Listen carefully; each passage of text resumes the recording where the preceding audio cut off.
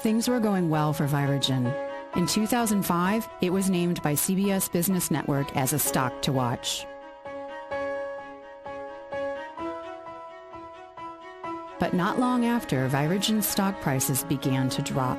The sudden fall in price pointed to the probability that there was short selling going on in Virogen's stock. In a naked short sale, the naked short seller never delivers the shares.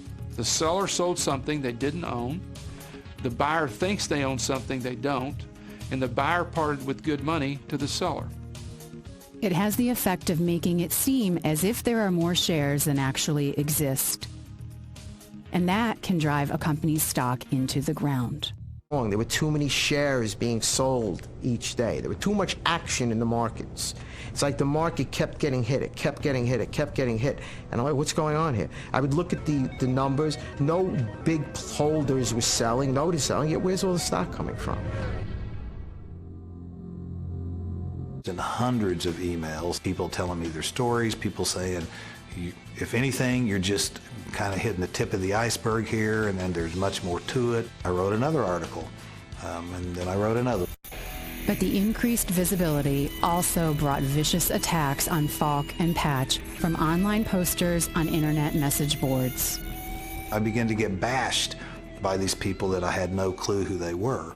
It was a fake trading account used to reclassify the counterfeit shares as real shares to be sold to unsuspecting investors. From there, the shares went from Flip Firm to Knight Securities, where they changed gender from short to long, and they were sold to the public and ended up in people's IRAs and 401ks as long shares. But they were phantom shares. They didn't really exist. The value of those shares went from $7 or $8 to near zero, and those people lost their retirement funds.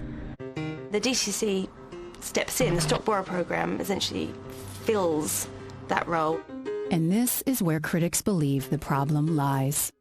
When a broker transacts a short sale and no shares are available, the stock borrow program allows the transaction to go through without borrowing the stock from another shareholder's account. So there are now two sets of shares representing the same shares. Those shares appear electronically in both accounts. It's the same share. One of them is a phantom share. We know that the DTCC is clearing trades even when they can't locate the shares. Instead of disclosing the volume of fails and who's creating the fails, who's doing the naked short selling, all the SEC does is list the victim companies every day. It's bizarre. While the same practices were destroying Virogen, despite extremely positive trials for its key cancer drug Omniferon, naked short selling had decimated Virogen's stock price.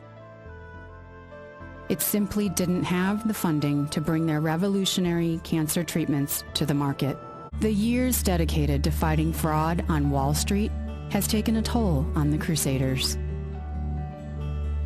It's impacted my family greatly in the sense that it's required an enormous amount of my time, because for every two of us, there's 30 to 40 of them.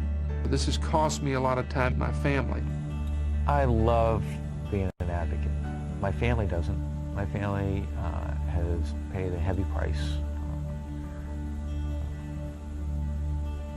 Cut.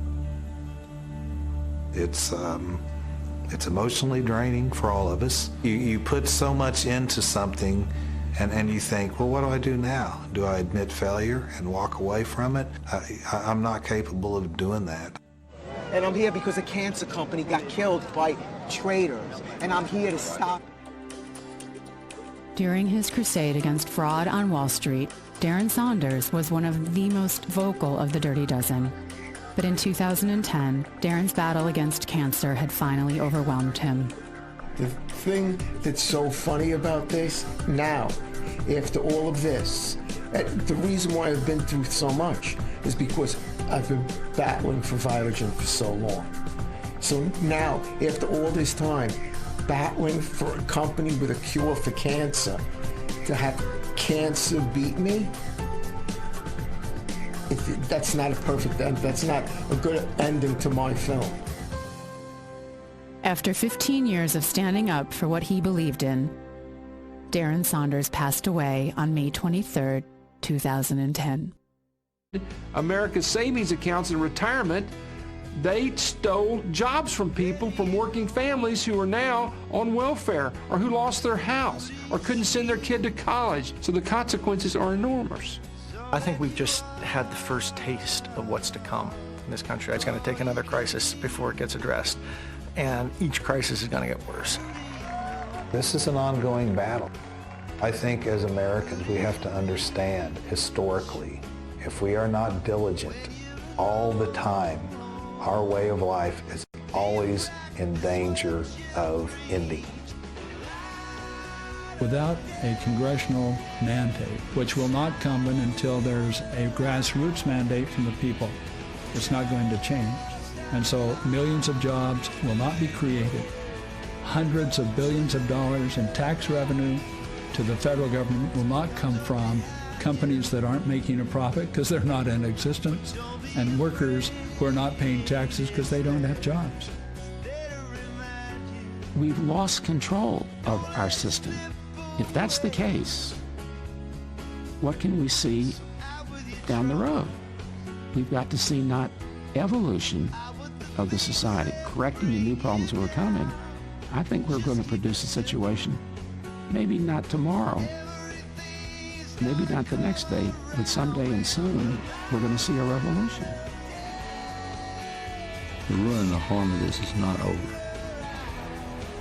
And as God is my witness, I'm more resentful about something that hurts my children and my grandchildren than I am about something that happens to me. And our responsibility is to make sure that the world is safe for them.